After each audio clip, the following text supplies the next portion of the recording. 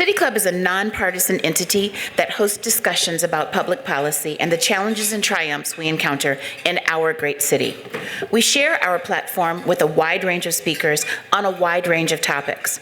Our discussion of any specific topic is not an endorsement of a particular view by the club. We listen to feedback and welcome the possibility that a panel we host inspires future events or forums that provide opportunities for alternative views and a deeper understanding of complex issues. We welcome a few returning speakers today. Mr. Brian Johnson has served as CEO of Equality Illinois.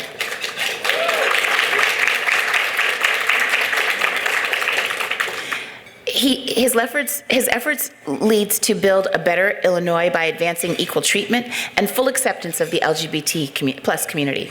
Brian is an active City Club member, and we appreciate the continued collaboration. Reyna Ortiz is the program director with TaskForce Prevention and Community Services, which was founded in 1990. TaskForce is in the heart of the Austin community and is committed to improving the health and well-being of the LGBTQ plus and youth of color. Reyna is the chair of the Sex Worker Advisory Group and a board member of Equality Illinois. Brian and Reyna will take questions following their presentation. If you have questions, again, please make sure that you fill them out in the form and our folks will pick them up. Illinois State Senator Celina Villanueva will be moderating today's Q&A. Senator Villanueva represents the 12th District. At this time, I'm going to ask those who are coming up to come on up to the stage.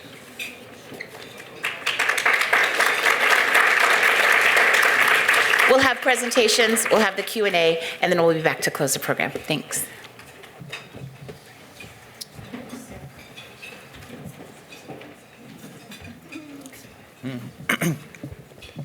Thank you for that introduction.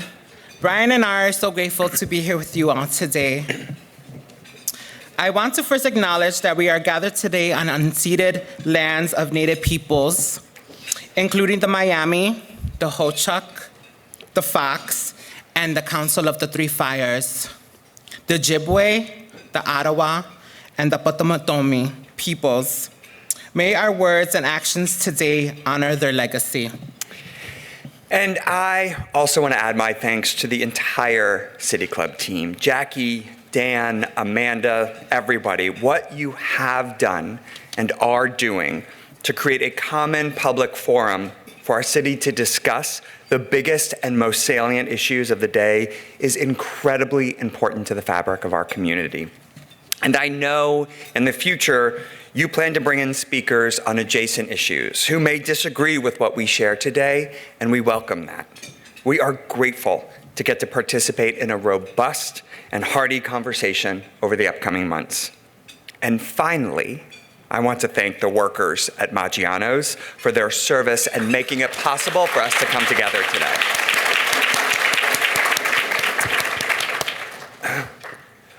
We are here to talk about sex work.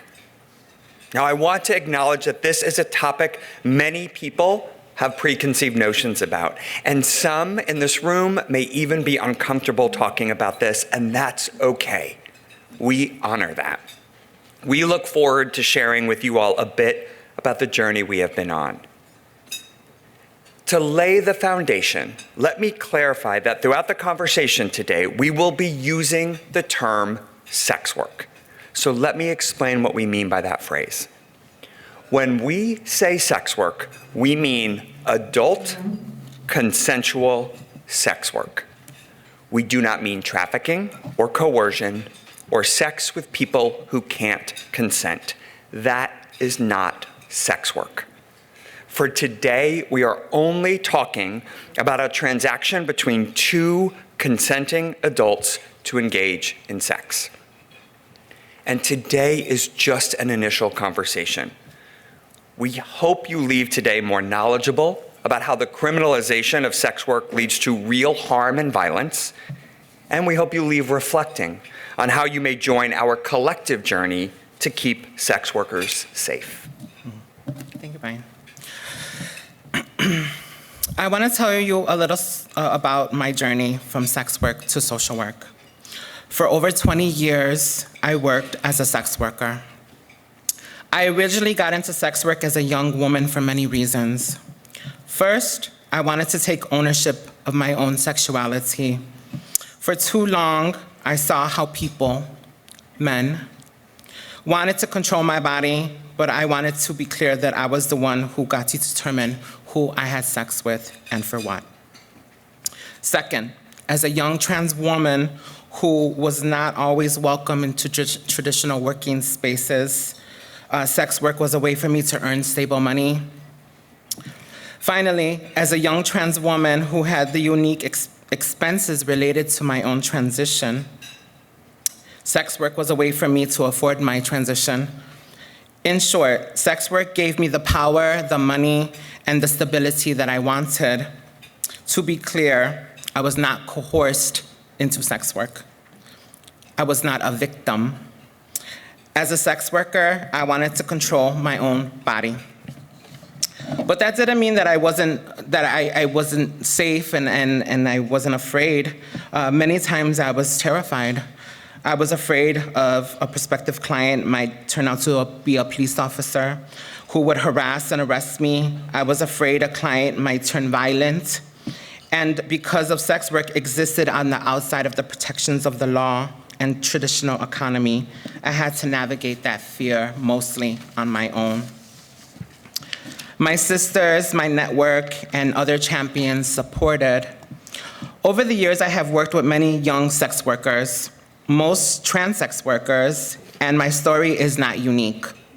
The young women I work with want to be in control over their own bodies and want to be safe, but in this current laws around sex work threaten their agency and their safety.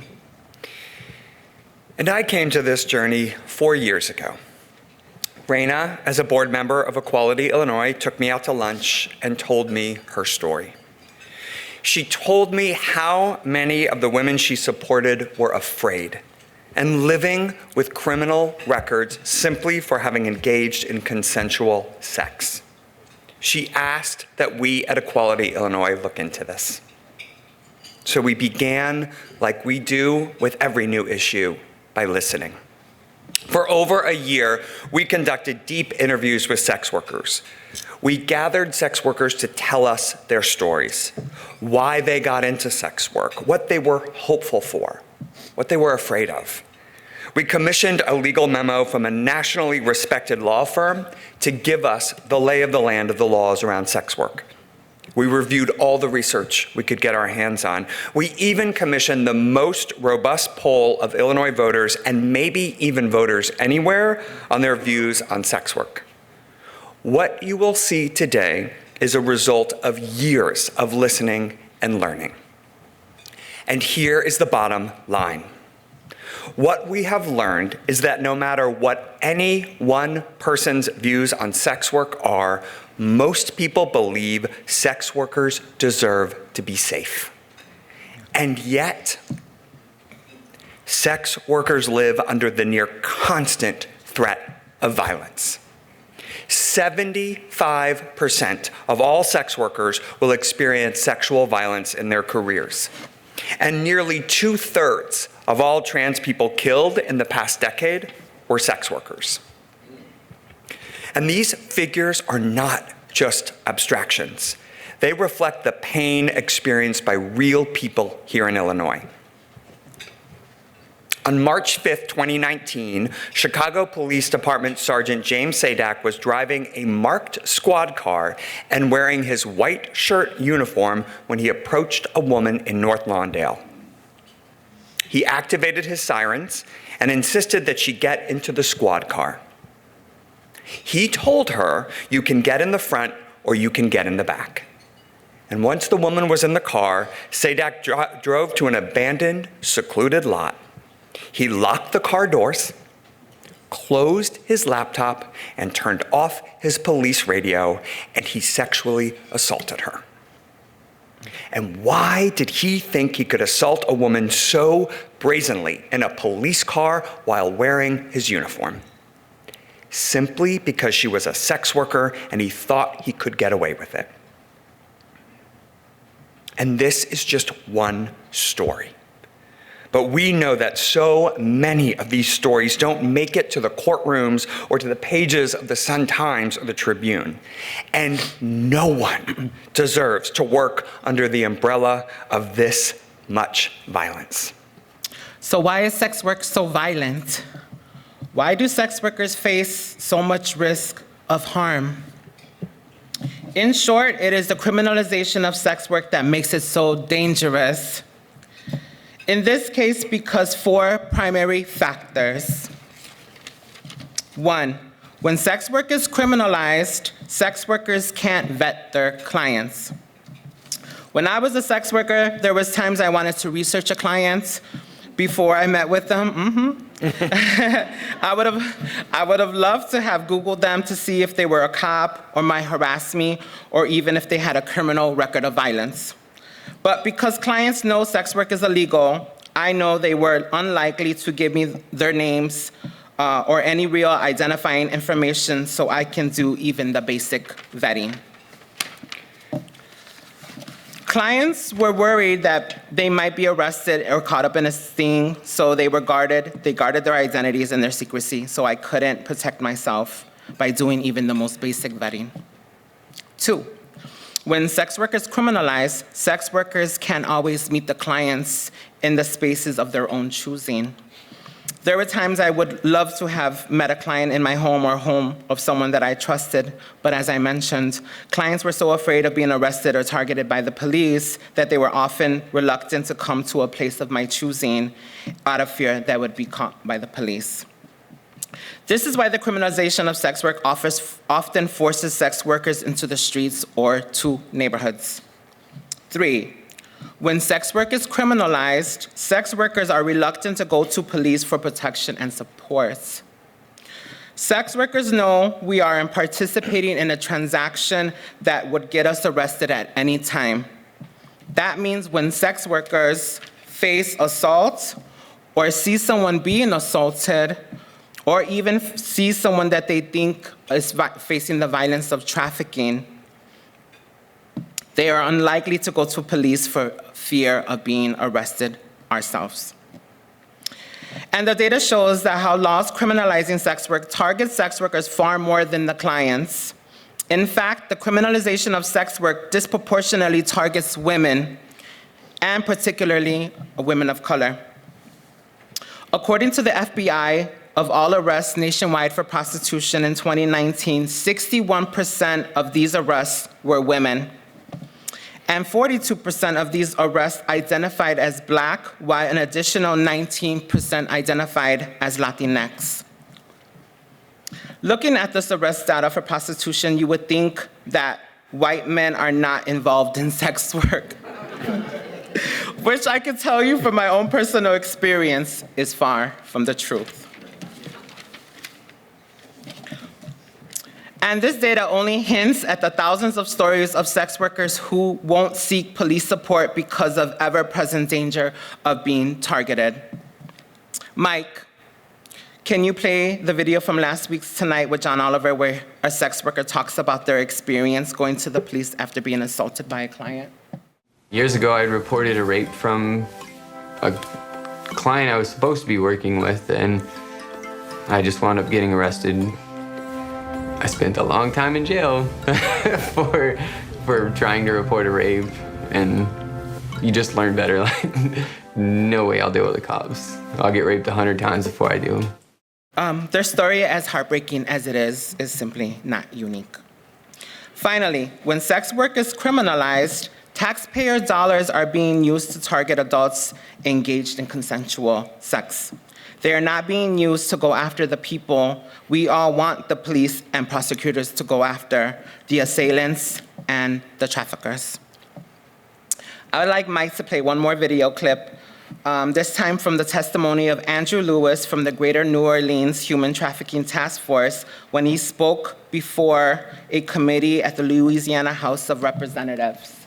Just listen to Andrew Lewis, the former coordinator for the Greater New Orleans Human Trafficking Task Force, tell the Louisiana House of Representatives about one sting operation that he personally witnessed. What I saw was a standard operation, and it was deeply troubling. Agents, pretending to be clients, set up dates with sex workers. When a sex worker arrived to the hotel room, they would be arrested and forced into another cold room, often with very little clothing, and interviewed. The same agent that handcuffed them would then ask them if they had been trafficked, and no matter their response, they were arrested and booked. At the end of the night, those arrests were reported back to me as prospective victims of human trafficking, even when there was no evidence of force, fraud, or coercion. Let me be clear. Human trafficking does occur, and likely more than we know. But because we are spending a majority of our time and money on criminalizing consensual adult sex work, we're not able to help those being actually forced to work in the construction, agriculture, and yes, sex work industries in Louisiana. While Andrew's story took place in New Orleans, many sex workers I know of in Illinois live in fear of the similar fate for them at the hands of police in our own state. When you put this all together, it is the criminalization of sex work itself creates the conditions of violence against sex workers. Before I turn it over to Brian, I want to make one final point. You may be wondering, why now? Why are we talking about keeping sex workers safe today?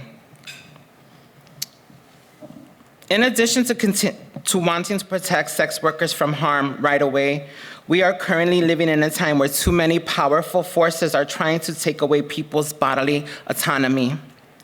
We saw this with the Dobbs decision ending the rights to abortions. We see this in the rest.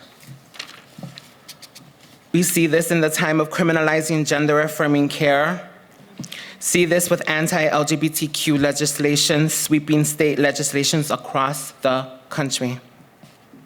We at Equality Illinois believe that we can't truly be free when our adult consensual sexual relationships are criminalized, when the government tries to play big brother over what we do with our own bodies. Right. So because of Reyna, we've heard about the violence and the fear of violence too many sex workers face.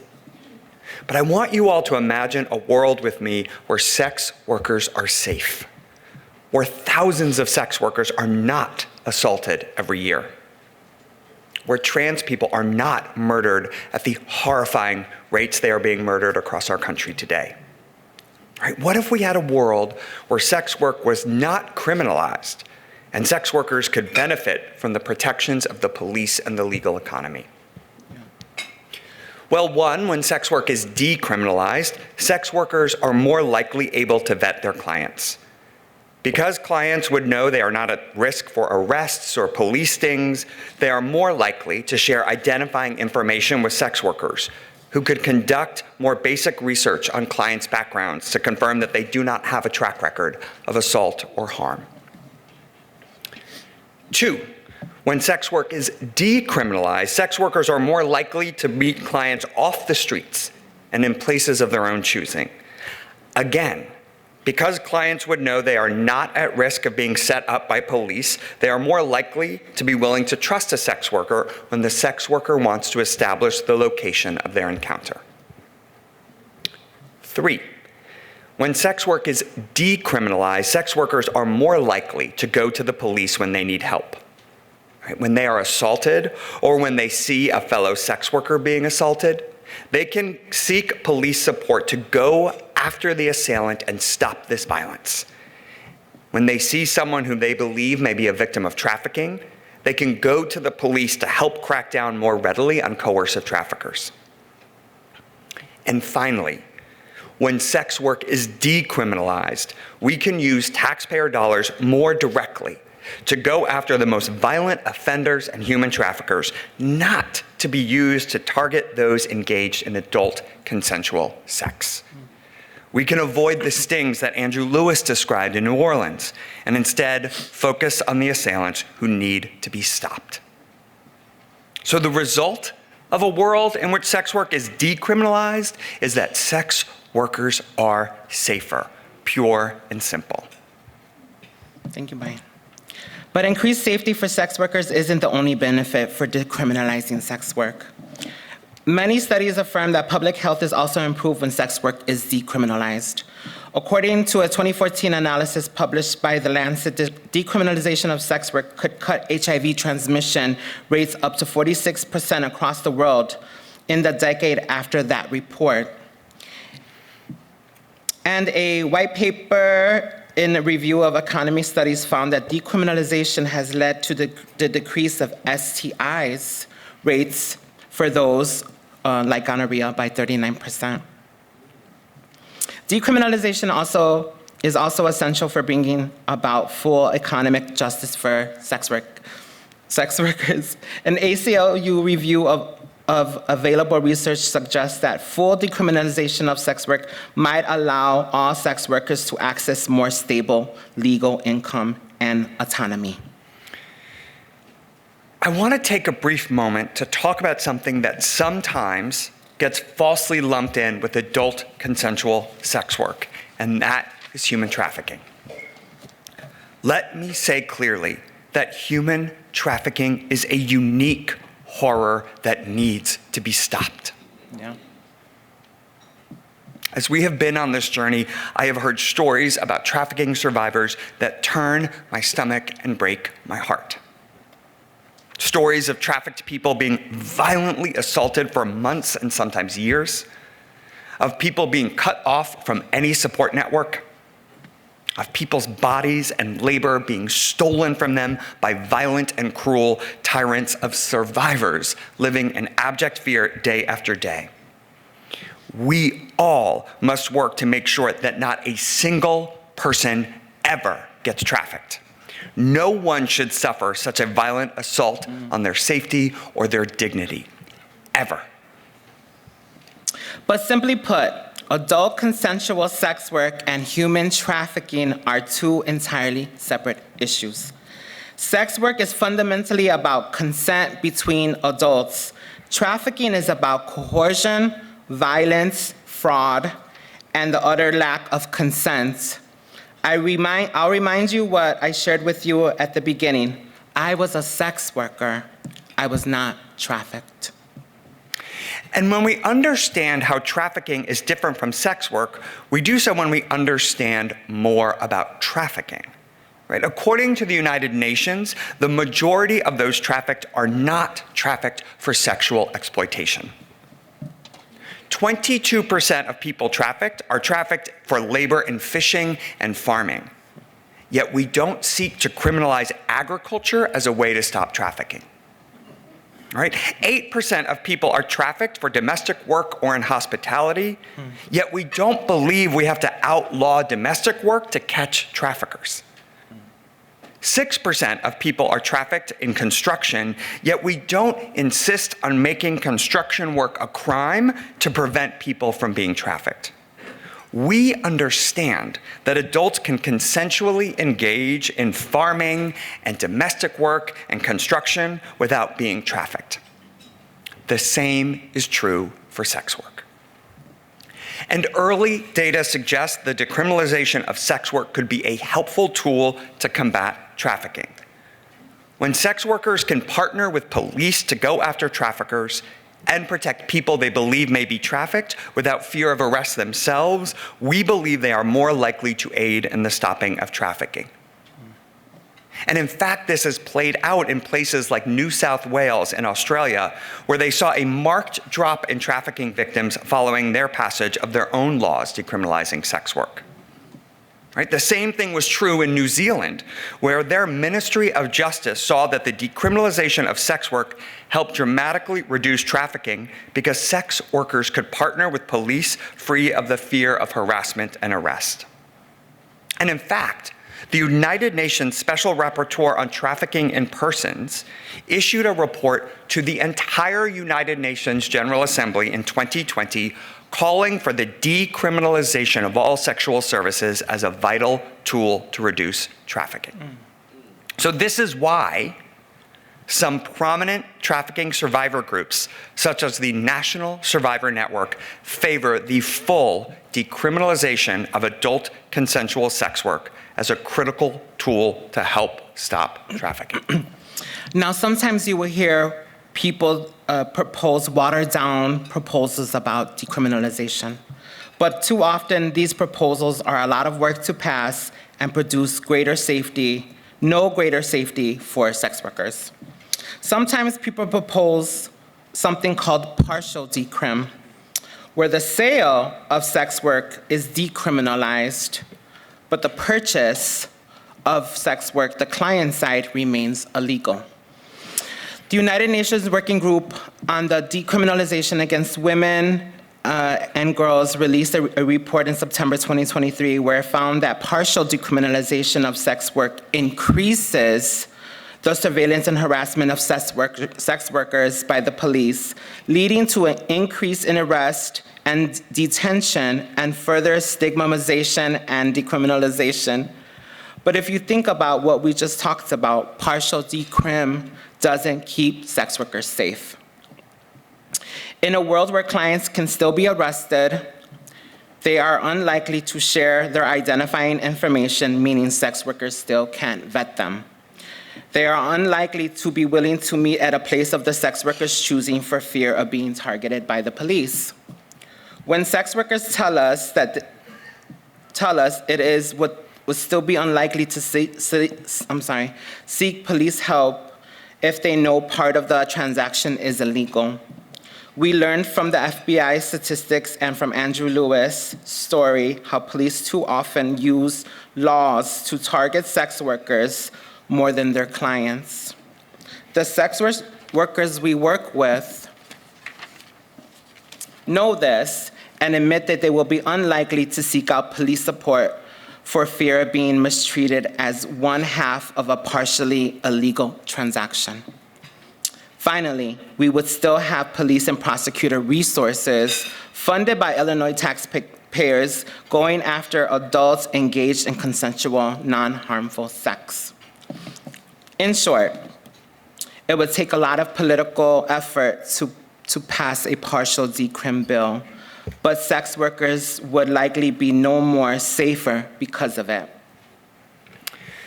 Also, some people propose the legalization of sex work, and this term legalization is shorthand for the creation of a new regulatory structure around sex work.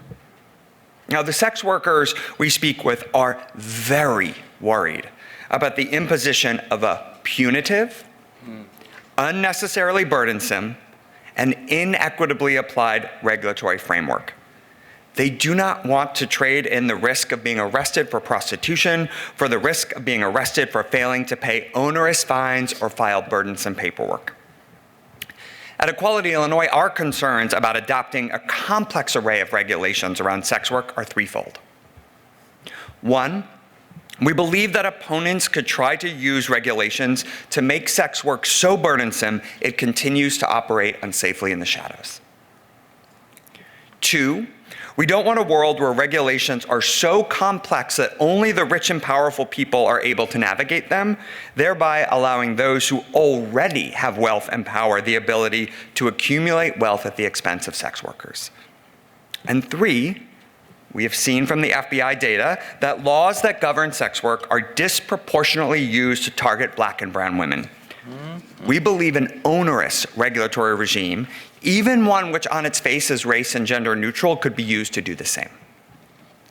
The sex workers we work with want sex work to be treated like any other transaction between two adults, with no more and no less regulation. They are not asking that sex work be treated like a special case. Instead, they want sex work to be treated similar to how transactions like hiring a house cleaner or paying for an artist's work on Etsy to be treated. Covered by the same laws governing fraud, subject to the same taxation requirements, but not subject to new and burdensome regulations. So we believe that any regulations that are adopted should be minimal and only those absolutely necessary to keep sex workers and their clients safe. Anything more could continue to threaten the lives of sex workers. And I want to share with you a bit about the growing movement in support of decrim. It is important to highlight how many organizations are on board with the decriminalization of sex work. In Illinois, groups like Planned Parenthood, we have Equality Illinois, the Chicago Abortion Fund, the National Immigrant Justice Center have signed on in support of decriminalization. Nationally, groups like HRC, the National Center for Lesbian Rights, the Transgender Legal Defense and Education Fund, and others have publicly come out in support of decriminalization efforts. And internationally, a movement is afoot to fully decriminalize sex work. Like we've mentioned, countries like New Zealand and Belgium have recently decriminalized sex work, while multiple jurisdictions in Australia have followed suit. But I think perhaps most powerfully, in September of 2023, just a few months ago, the UN Working Group on Discrimination Against Women and Girls called for the full decriminalization of sex work globally as a human rights issue, necessary to keep sex workers safe and free from stigmatization and harm. And we also know that a majority of Illinois voters, when told that the decriminalization of sex work keeps sex workers safe, want to decriminalize sex work. We commissioned a poll of voters by that nationally respected GBAO Strategies, and they found, when educated on the issue, more key voters in Illinois support the decriminalization of sex work than support keeping sex work illegal, including Democrats by an 18-point margin, Black voters by a 1-point margin, Latinx voters by a 3-point margin, and moderate suburban voters by a 4-point margin. Voters want to keep sex workers safe. And when they know that the decriminalization of sex work does so, they support it. Yeah.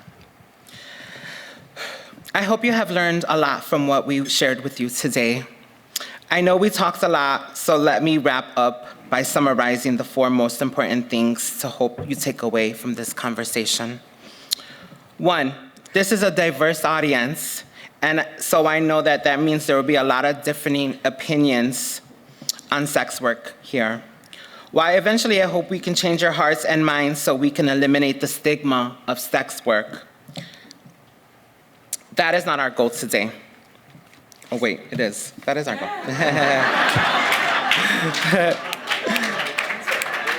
I hope we can change our hearts and minds so we can eliminate the stigma of sex work. No, I said it right. Thank you all.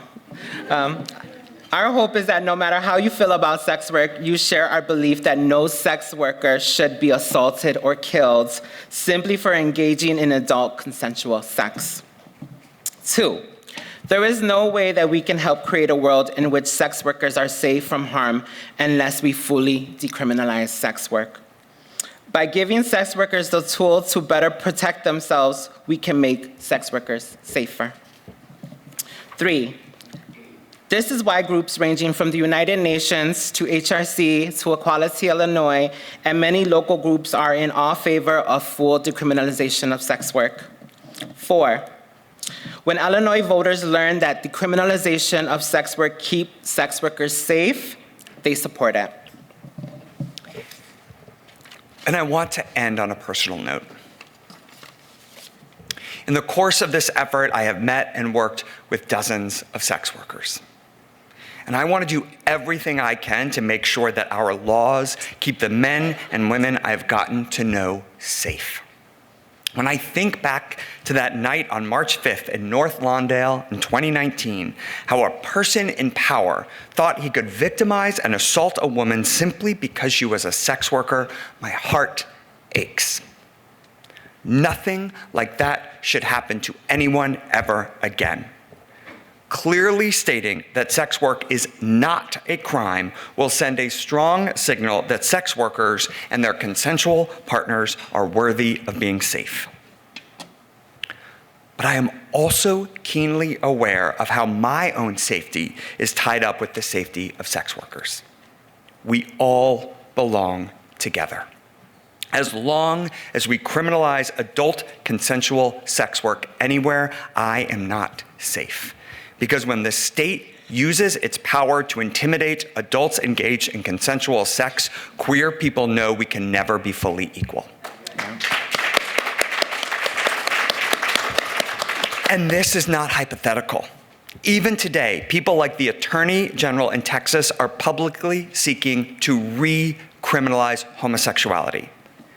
I can't be safe, my family can't be safe when the state is allowed to arrest and incarcerate adults for engaging in consensual sex.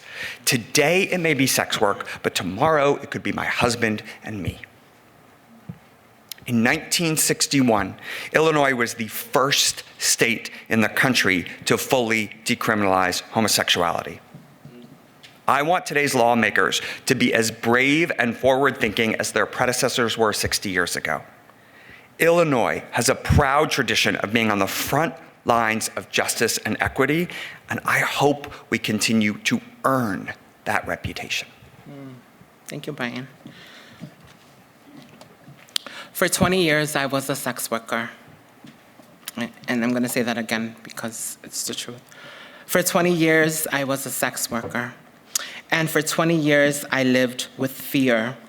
It wasn't always an intense fear, but there was always some type of fear. Fear that I could be attacked, fear that I could be arrested, fear that I can lose my job or my home. Even when I wanted to transition out of sex work, I was afraid. Afraid of having been a sex worker would prevent me from the type of future that I wanted. No one should have to live with that fear. I am no longer a sex worker. I am now a social worker. Thank you. Every day I work with young people, mostly young Black and brown trans girls, and I see that they are afraid. I promised myself that I would do whatever it takes to make sure that these girls don't live with that fear. That is why I'm here with you today. I want you to join us in keeping the girls that I work with safe. Safe when they are engaging in sex work, and safe when they decide to transition out of sex work.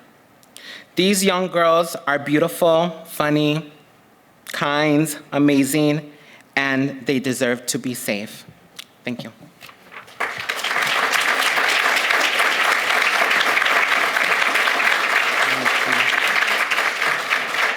I'd like to invite Senator Celina Villanueva to the stage to moderate some Q&A.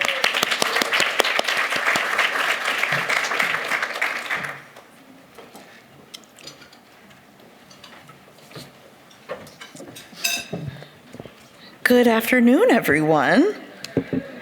All right, as you were told before, you have pieces of paper on your table. So if you do have questions, feel free to write them down, and I know someone's going to be walking around to pick them up. But in the meantime, I'm very, very proud and honored to be here. I heard Reyna speak at Mex Talks last year, where I was like, oh my God, who is this amazing person? Because I love her ability to be able to engage with the community, and I was like, yes. And being able to work with Brian and the Equality Illinois team has been such an honor and pleasure. And having been an organizer on marriage equality way back when, working in the Equality Illinois offices, it always feels like home when I'm with you all. All right, we're going to get to our questions, and I will open it up to both of you all, Reyna and Brian. I'm going to go with our first one. Please share your lens and ideas on how to create safe workspaces for trans people to prevent sex work from being a leading source of income. That's a good question. So one, just in general, if people are choosing to engage in sex work, we still want them to be safe regardless.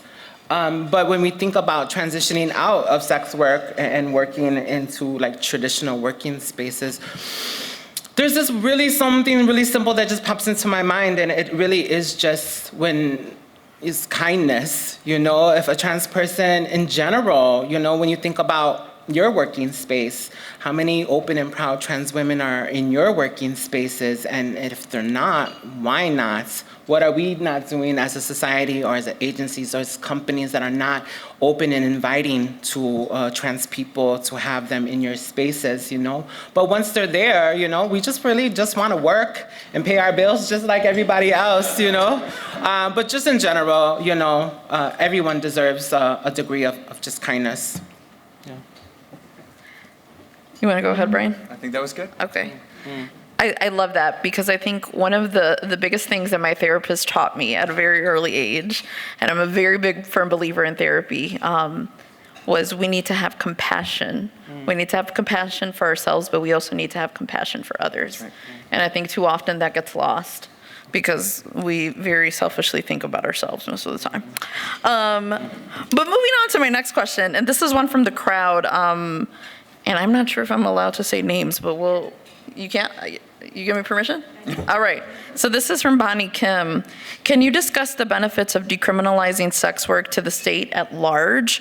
And why would the average Illinoisan care about this issue, or should care about this issue? Yeah.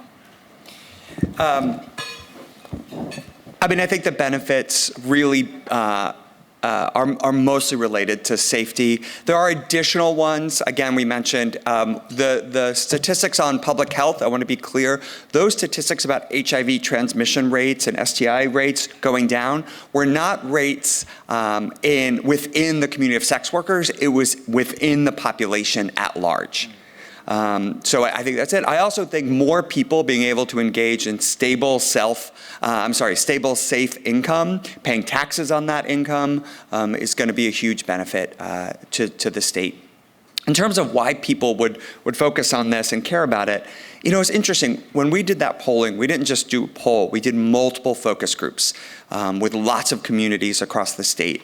And honestly, what we found, and this just speaks to the heart of Illinoisans, is Illinoisans want people to be safe, right? They want to live in a society where no matter who you are, no matter what your identity is, no matter what your work is, that you are safe. And that is the message that resonates with us and also moves the most voters.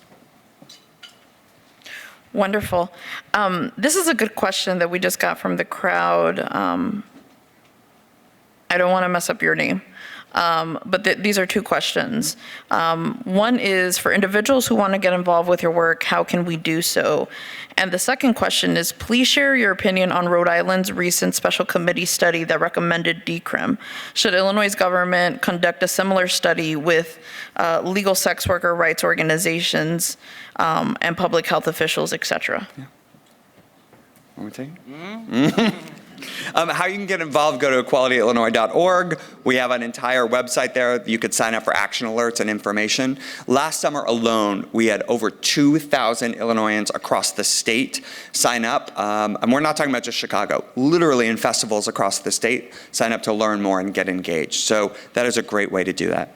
I have not read the particularities of the Rhode Island study, but what I will say is, as someone who did not know a lot about sex work until Reyna, one could say asked, one could say pushed with love, that I look into this, is I think the more people learn about this issue from actual people engaged in adult consensual sex work, the better solution we're going to get to. So.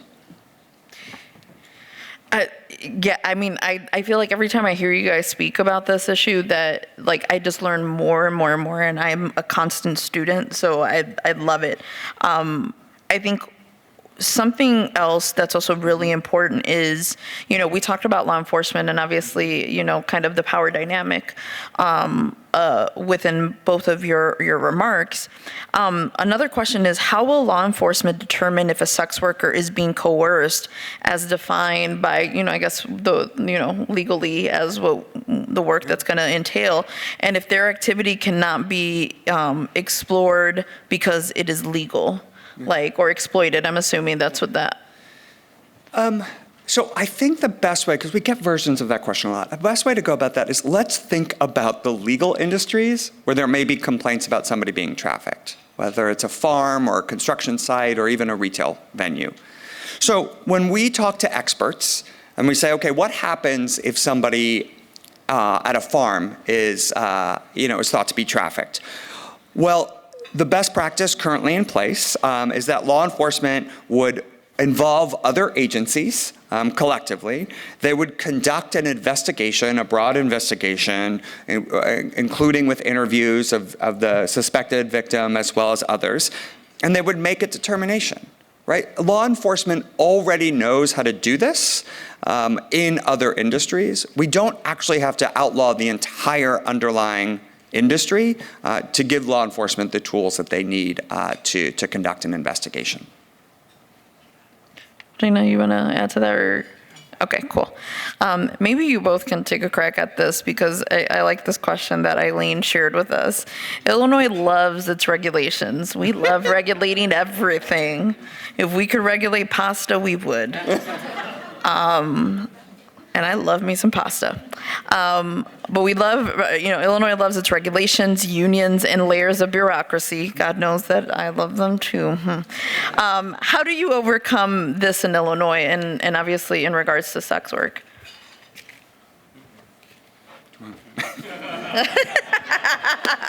I hate bureaucracy, okay?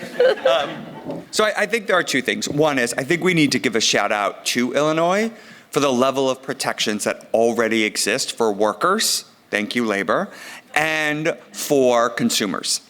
We are not in the wild, wild west where transactions are just totally unprotected. We have a robust framework, fraud protections, taxation, a host of protections, right? Those already exist. So the floor in Illinois is already high. I think the second thing is, I think we have to understand that any regulation that is onerous or burdensome, that is unrelated to keeping people safe, runs the risk of increasing harm. So we have to think about it through that lens of trade-offs, right? If we end up having a binder that is this thick about regulations for sex work, it is not going to achieve the outcome we all want, which is bringing sex work out of the shadows so that people can be safe. So I would say thinking about it through that lens of trade-offs, which is why, Senator, we say it is not that we are opposed to regulations. I want to be clear. We at Equality Illinois are not opposed to regulations, but we only want those regulations that are absolutely essential to keep clients and sex workers safe and no more. I want to be clear, I am very pro-union. I am a former union member. So when I talk about the headaches of bureaucracy, I'm talking more so as a legislator because I get to see it from the inside. And yeah, so I would just like to put that out there. In case anybody really ever thinks that I am anti-union, because that's not a real thing. But I think this is a good question. This next question is, how can we frame sex work as a form of entrepreneurship and development programming that empowers sex workers by emphasizing business skills and professional development? Yeah, that's a good one. I could take that one. I don't think people understand, as a sex worker, we had quotas, booked appointments, we managed our money, we had it was like running our own business, and a lot of my tools that I learned as a sex worker helped me become director of programs of an LGBT organization on the west side of Chicago, and so when I meet trans women, we have a bunch of employment programs that we want trans women that are sex workers or anyone that's a sex worker, come in. We have employment programs. We want to teach them, but also build off the skills that they've acquired when they were engaging in sex work. I don't think people really understand until you do. It really is like running a business. And there's a lot of tools and lessons to be learned to help you in the process of like entrepreneurship. And leadership development. Yeah. That's what it is. Well, I want to thank you all for allowing me to moderate this conversation, and thank you all for allowing me to speak a little.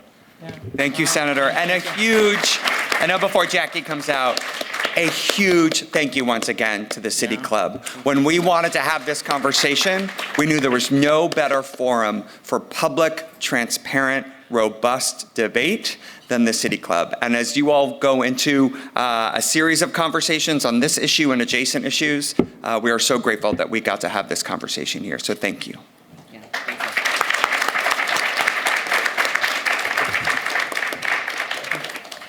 Brian has become famous for having lots of firsts at City Club, and we appreciate that so much. This is the place where we hold the conversation, and we like to keep conversations going. This is Chicago. That's right.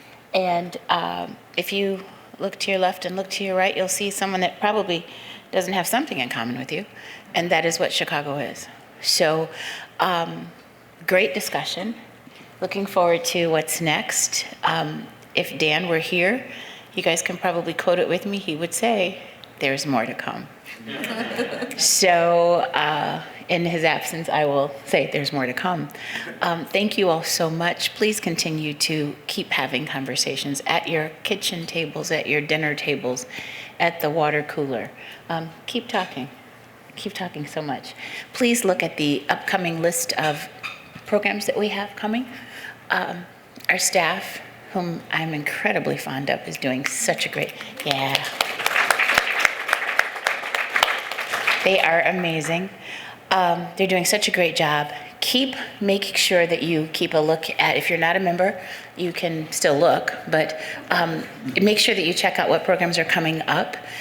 They do fill up fast, and we do want you to have a good seat.